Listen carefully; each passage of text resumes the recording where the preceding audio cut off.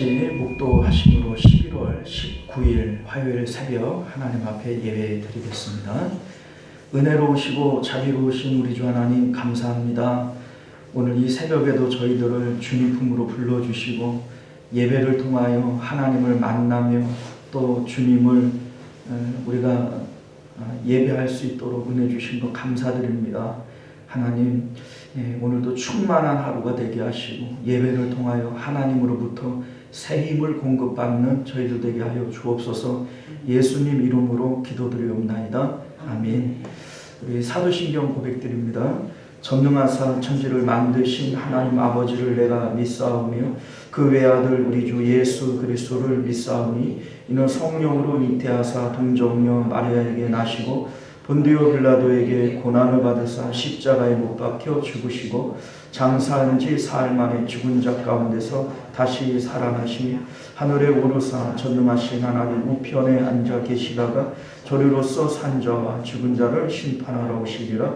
성령을 믿사오며 거룩한 공예와 성도가 서로 교통하는 것과 죄를 사하여 주시는 것과 몸이 다시 사는 것과 영원히 사는 것을 믿사옵나이다. 아멘. 찬송가 263장 함께 찬송하겠습니다. 찬송가 263장입니다.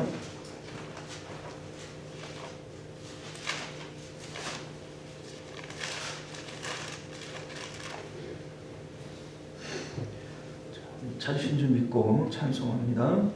이 세상 험하고 나 비록 약하나 늘 기도 힘쓰며 근권능 받겠네. 주의 은혜로 대속받아서 비와 같이 붉은 죄 논가 지겠네. 주님의 권능은 한없이 크오니 돌 같은 내 마음 곧 녹여주소서. 주의 은혜로 대속받아서 비와 같이 붉은 죄 논가 지겠네. 내 마음이 약하여 늘 넘어지오니 주 예수 힘주사 굳세게 하소서. 주의 은혜로 대속받아서 비와 같이 붉은 죄 논가 지겠네. 죄 사함 받은 후 새 사람 되어서 주 앞에 서는 날 늘 찬송하겠네. 주의 은혜로 대속받아서 비와 같이 붉은 죄 논가 지겠네. 아멘. 할렐루야. 자, 하나님 말씀 봅니다. 사도행전 2장 43절에서 47절까지 말씀 함께 교독하여 읽도록 하겠습니다. 43절에서 마지막 절까지입니다. 사람마다 두려워하는데 사도들로 말미암아 기사와 표적이 많이 나타나니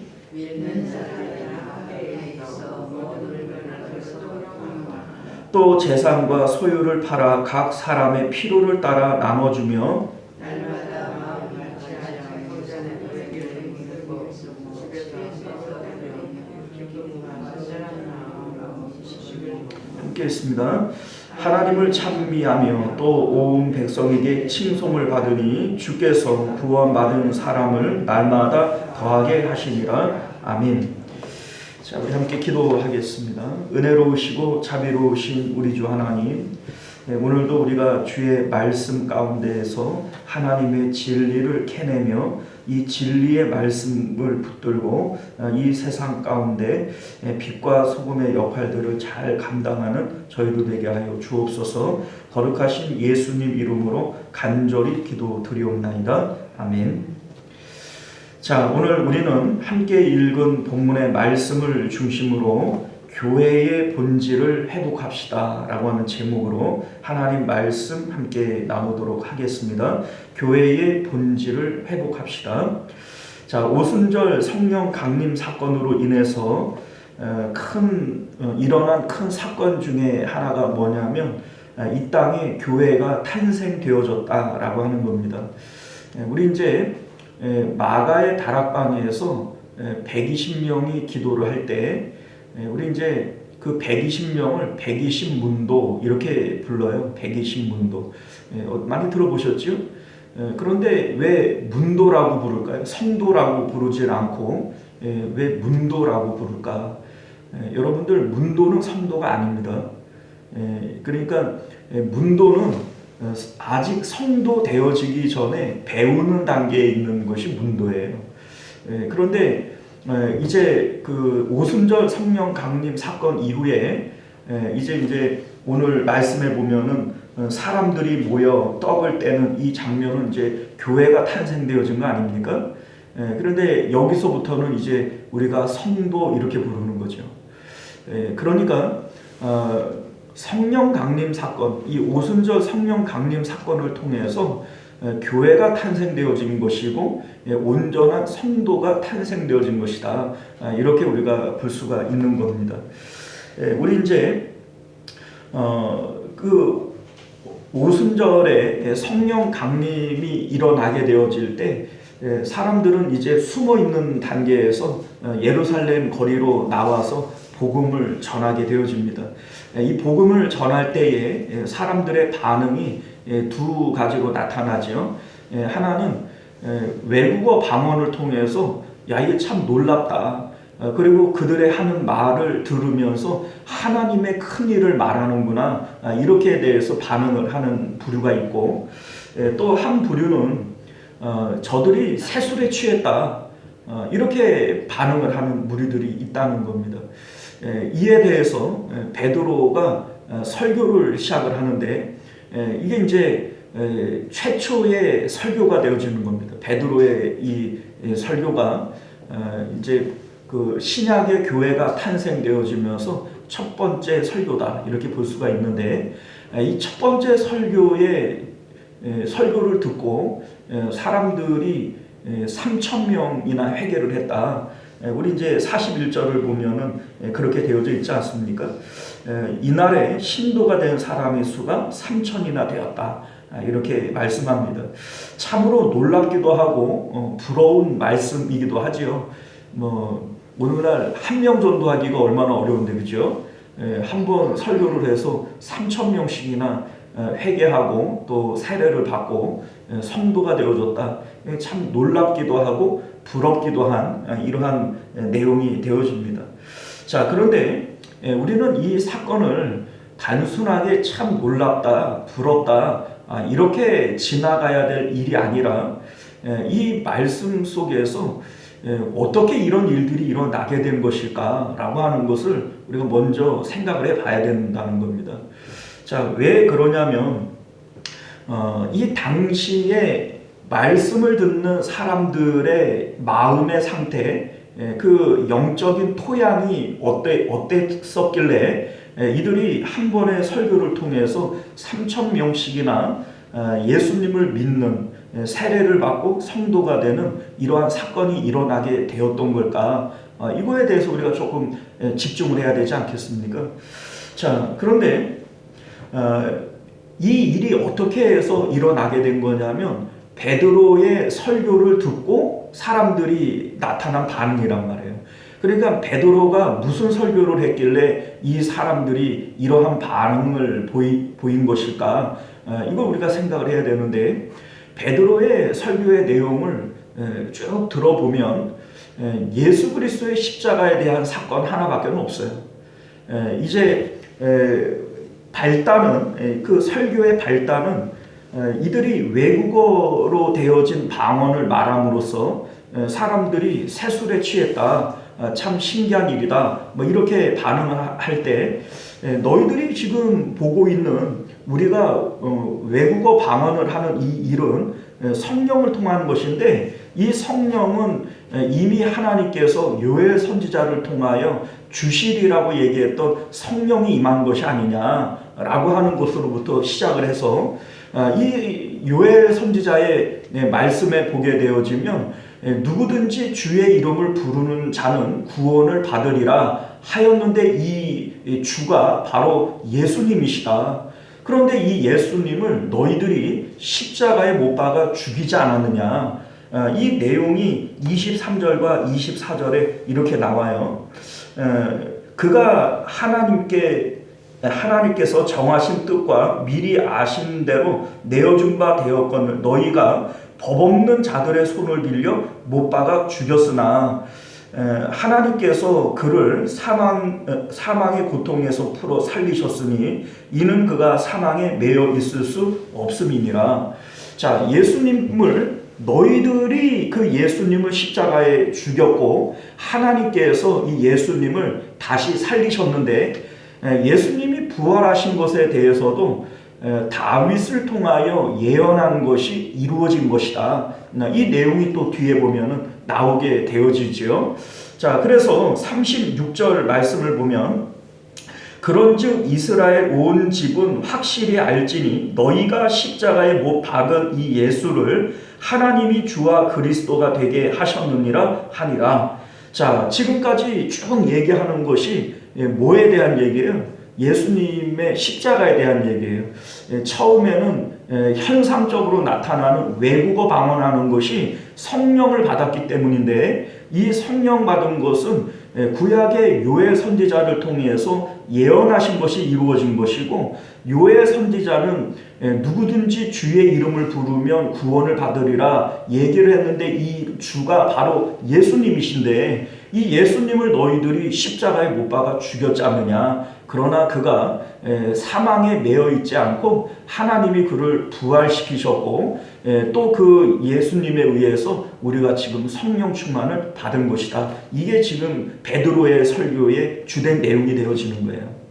자, 그런데 이 설교를 들은 사람들의 반응이 어떻게 나타나냐면 37절을 보면, 그들이 이 말을 듣고 마음에 찔려 베드로와 다른 사도들에게 물어 이르되, 형제들아 우리가 어찌할꼬, 이렇게 탄식하는 이런 모습들을 우리가 보게 된다는 겁니다. 이들의 반응은 마음이 찔렸고, 그리고 우리가 어찌할꼬 하며 회개하는 마음을 가졌다라고 하는 거죠. 자, 이게 놀라운 거 아닙니까? 아무리 베드로가 달변가라도, 또 나타난 현상이 성령에 의한 것이라도, 이렇게 사람들이 설교 한편에 마음이 찔려하고 회개하는 마음을 가졌다. 이게 너무나도 놀랍지 않습니까? 그런데 이렇게 되어지는 배경이 있다는 거예요. 이 배경이 뭐냐면, 불과 50여일 전에 이들은 예수님을 십자가에 못 박으라고 소리쳤던 무리들 가운데 일부라는 겁니다. 자, 그러니까 여기에 이제 36절에도 사도 베드로가 너희가 십자가에 못 박은 이 예수를 이렇게 얘기를 하죠. 너희가 십자가에 못 박았다. 여기 있는 사람들이 직접 망치를 들고 예수님에게 못질을 하는 사람들은 아니겠죠. 그런데 왜 베드로는 너희가 십자가에 못 박았다, 이러한 얘기를 지금 여러 번 되풀이해서 얘기를 하고 있는데, 왜 너희가 십자가에 못 박았다고 얘기를 하냐면, 십자가에 못 박으소서 빌라도를 압박했던 이 무리가 바로 여기에 모여있는 이 무리들이라는 겁니다.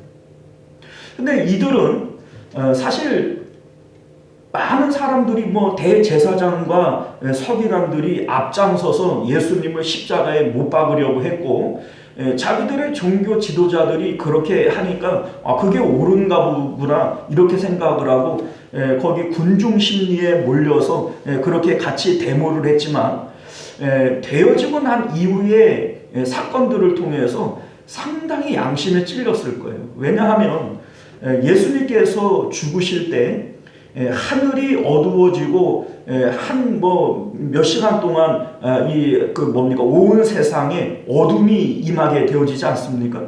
그리고 예수님이 운명하실 때 바위가 터지고 무덤에서 죽은 자들이 많이 살아났다고 되어져 있지 않아요? 이러한 내용들을 바라보면서 이방인이었던 백부장조차도 예수님은 참으로 의인이었도다 이렇게 고백하지 않습니까? 자, 그러니까 예수님이 죽으시고 난 다음에 그 많은 무리들은 마음에 상당한 가책을 느꼈을 거예요. 그리고 그러한 가운데 지금 이 120명의 성도들이 뛰쳐나와서 외국어 방언을 하면서 지금 전하는 얘기가 그 예수가 바로 우리의 주시고 그리스도고, 그리고 이분이 부활하셨고 이 부활을 통해서 우리에게 성령이 임한 것이다. 그래서 우리가 지금 외국어 방언을 하고 있는 것이다 라고 하는 이 증거들을 들어대게 되어질 때 이들의 마음은 찔릴 수밖에 없는 것이고, 이들은 두려워할 수밖에 없는 것이고, 어찌할꼬 탄식할 수밖에 없는 것이죠. 자, 그러니까 지금 이들의 마음은 오직 예수님의 그 십자가 사건에 사로잡혀 있는 거예요. 이들의 마음에 가장 두렵고 떠오르는 장면이 뭐겠습니까? 예수님께서 십자가에 못 박혀 죽으시던 그 장면이 이들의 마음을 지금 사로잡고 있는 겁니다. 자, 우리가 성령님에 대해서 얘기를 할 때 성령님께서 오시는 길이 있다 이런 말씀을 드렸어요. 지금 나타나는 이 모든 일들이 성령을 통해서 나타나는 일들 아닙니까? 그런데 성령님께서 어떻게 우리에게 임하게 되어질까? 이 성령이 임하는 길은 예수님께서 가신 그 길을 따라서 오시는 것이다. 이 말씀을 드린 바가 있죠. 자, 예수님께서 제자들에게 너희들도 자기 십자가를 지고 날 따라와라 라고 얘기를 할 때 예수님이 가신 길이 있다는 거예요. 예수님이 가신 길이 있으니까 그 따라오라고 하는 말을 할 수 있는 거 아니겠어요? 예수님이 가신 길이 어떤 길이라고 그랬어요? 먼저는 십자가를 지시고 죽으셨다는 겁니다. 그러니까 제자들에게도 너희들도 십자가 지고 나 따라와야 된다 이런 말씀을 하시는 거죠. 예수님은 장사되셨고 부활하셨고 하늘로 올라가셨어요. 그리고 이 길이 아무든지 나로 말미암지 않고는 아버지께로 올 자가 없느니라 라고 말씀하심으로써 하늘과 땅 사이에 유일한 길은 예수님께서 가신 이 길밖에 없음을 말씀하고 있는 겁니다. 자, 그러니 하늘과 땅 사이에 유일한 길은 예수님이 가신 그 길밖에는 없는 것이고, 그래서 우리에게 따라오라고 하는 것이고, 성령님께서 하늘로부터 이 땅에 내려오실 때에도 오직 그 길밖에는 없기 때문에 그 길로 내려오시는 거예요. 그런데 우리가 어떻게 해야 이 성령을 받을 수 있는가? 예수님께서 지신 그 십자가와 그 무덤에 우리가 있어야만 우리가 오시는 성령님을 맞이할 수가 있고 성령을 받을 수 있다라고 하는 것이죠. 자, 여러분들 38절을 보게 되어지면 베드로가 성령의 선물을 얻을 길에 대해서 이런 말씀을 합니다. 베드로가 이르되 너희가 회개하여 각각 예수 그리스도의 이름으로 세례를 받고 죄사함을 받으라. 그리하면 성령의 선물을 받으리니. 자, 여기 말씀해 보면 회개와 세례에 대해서 얘기를 합니다. 회개와 세례를 통하여 죄사함을 받아야 성령을 선물로 받을 수 있다. 지금 이 얘기죠. 자, 그런데 회개와 세례가 의미하는 게 뭘까요? 회개와 세례가 의미하는 것은, 자, 여러분들 이 회개는 무엇을 위한 회개라고 그랬어요? 우리가 지난 시간에 말씀드릴 때 우리는 율법을 어기는 것을 죄라고 얘기하고, 그래서 율법을 어겼을 때 이게 죄니까 이거를 회개해야 된다 이렇게 생각을 한단 말이죠. 근데 아니라고 그랬어요. 왜냐하면 여러분들 율법이 만들어지기 이전에도 죄는 있었어요, 없었어요? 죄는 이미 있었어요. 그런데 율법이 생겨남으로써 우리는 이전에 죄를 행하면서도 죄가 죄인 줄 몰랐던 우리들이 이제 죄가 무엇인지를 깨닫게 되어지고, 죄를 통하여 우리가 받을 벌은 영원히 죽을 수밖에 없는 사형이다 라고 하는 것을 깨닫게 되어진다는 거죠. 그러면 율법 이전에 있었던 죄라고 하는 게 뭐냐라고 할 때, 이 죄는요, 하나님이 우리를 창조하신 목적은 오직 마음을 다하고 목숨을 다하고 힘을 다하여 하나님을 사랑하라고, 그래서 하나님을 마음에 품고 하나님을 모시라고 우리를 창조하신 거란 말이죠. 그런데 마음과 목숨을 다하여 하나님을 사랑해야 할 우리들이 하나님이 아닌 세상에 있는 것들을 사랑하고 그것들을 소원하게 되어질 때 이게 바로 죄라는 겁니다. 자, 그러니 여기에 나오는 너희가 회개하여 라고 하는 이 회개는 무엇을 위한 회개입니까? 하나님을 사랑하지 못하고 세상을 사랑하는 것에 대한 회개가 되어지는 겁니다. 세례가 의미하는 게 뭐지요? 그러한 내가 죽었음을 고백하는 것이 세례다. 우리 여러 번 말씀드리지 않습니까? 세례는 주님의 십자가를 통해서 내가 세상에 대하여 죽고, 그리고 주님과 함께 내가 다시 살았습니다. 나는 새로운 피조물입니다 라고 하는 것이 세례의 의미인 것을 믿으실 수 있기를 바라요. 이러한 상태에서 성령을 선물로 받을 수 있다. 이것이 베드로의 설교의 내용이 되어지는 겁니다. 자, 여러분들, 교회라고 하는 곳은요, 단순히 사람들이 모여있는 장소가 아니라는 겁니다. 교회는 바로 세례받은 자들의 모임이 되어져야 되는 것이고, 성찬에 참여하는 자들의 모임이 되어져야 되는 거예요. 우리 42절과 46절을 보게 되어지면 그들이 사도의 가르침을 받아 서로 교제하며 떡을 떼며 이렇게 되어져 있죠. 46절에도 날마다 마음을 같이하여 성전에 모이기를 힘쓰고 집에서 떡을 떼며 이렇게 되어져 있어요. 자, 여기에 떡을 뗐다라고 하는 이 말의 의미는요, 단순하게 같이 밥 먹었다 이런 의미가 아닙니다. 이게 성찬을 의미하는 거예요. 우리가 알다시피 예수님께서 제자들과 내가 너희와 함께 유월절 먹기를 원하노라 이렇게 얘기를 했단 말이에요. 그러니까 예수님께서 하신 이 성만찬은 유월절을 먹은 거예요. 그런데 유월절이라고 하는 것은 본래 정하여져 있는 음식이 따로 있습니다. 어떤 음식을 먹죠? 구운 그 양의 고기를 먹고, 그리고 무교병 떡과 그리고 쓴 나물을 먹습니다. 그런데 예수님께서는 유월절 먹자 이렇게 얘기를 해놓고 떡과 포도주를 주시는데, 이 떡과 포도주는 당시 이스라엘 백성들에게는 밥하고 국하고 이러한 종류의 매일 먹는 음식이란 말이에요. 그런데 왜 예수님께서는 이러한 것으로 새 언약을 세우는 것이고 이것을 너희들이 행하여 나를 기념하라 이렇게 말씀하시는 걸까? 이 성찬의 의미 가운데 십자가의 의미가 포함되어져 있기 때문에 그런 거예요. 이것은 내가 너희를 위하여 흘리는 내 피다. 십자가에서 흘리는 내 피다. 이것은 내가 너희를 위하여 십자가에서 찢기는 내 살이다. 내 살과 피를 먹는 자마다 나를 기념하는 것이고 이 복음을 전하는 것이다. 이런 말씀하시지 않습니까? 자, 여러분들, 교회의 본질이 뭐냐? 교회의 본질은 주님과 함께 죽고 살아나는 세례받은 사람들의 모임이고, 이 교회의 본질은 주님의 살과 피에 동참하는 성도들의 모임이다 라고 하는 것을 여러분들 믿으실 수 있기를 바랍니다. 이것이 교회의 본질이에요. 사람들이 뭐 1000명이 모여있던 10,000명이 모여있던 이것을 고백하지 못하는 사람들의 모임은 이 교회가 아닌 겁니다.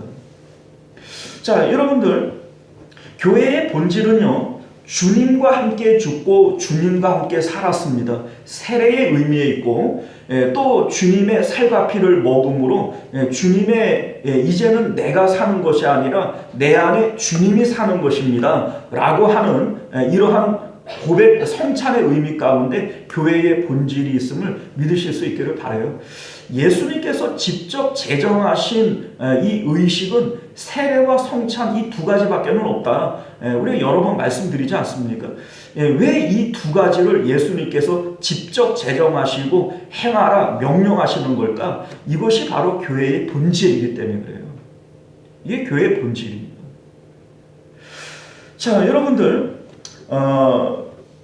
교회는요, 세상에 대해서 죽은 자들의 모임입니다. 세상에 대하여 살아있는 자들이 아니고 세상에 대해서 여전히 소원을 가지고 있는 사람들의 모임이 아니다 라고 하는 겁니다. 우리 오늘 44절과 45절을 보면 믿는 사람이 다 함께 있어 모든 물건을 서로 통용하고 또 재산과 소유를 팔아 각 사람의 필요를 따라 나눠주며 이렇게 돼 있어요. 자, 여러분들, 자기의 소유와 재산을 팔아서 각 사람들에게 나누어 주는 이 일은 이 세상에 대해서 여전히 살고자 하는 사람들은 할 수 없는 일이죠. 왜냐하면 이 재물이 세상에서 가지고 있는 이 힘과 능력이라고 하는 것이 대단하지 않습니까? 자, 그러니 세상에 대해서 여전히 소원을 가지고 살고자 하는 자들에게 이 재물은, 이 소유는 절대로 나눌 수 없는 겁니다. 그런데 왜 이들은 이러한 것들을 팔아서 각각 필요에 따라서 나누어 주면서 오히려 기뻐하고 감사하는 마음을 가지는 걸까? 오늘 이들은 지금 기뻐하고 있다 그러지 않습니까? 왜 이럴 수 있는 거죠? 이들은 세상에 대해서 죽은 자들이기 때문에 그런 거예요. 세상에 대해서 살아있는 자들은 이러한 일을 할 수 있어요, 없어요? 이거 못해요. 할 수 있는 일이 아닙니다.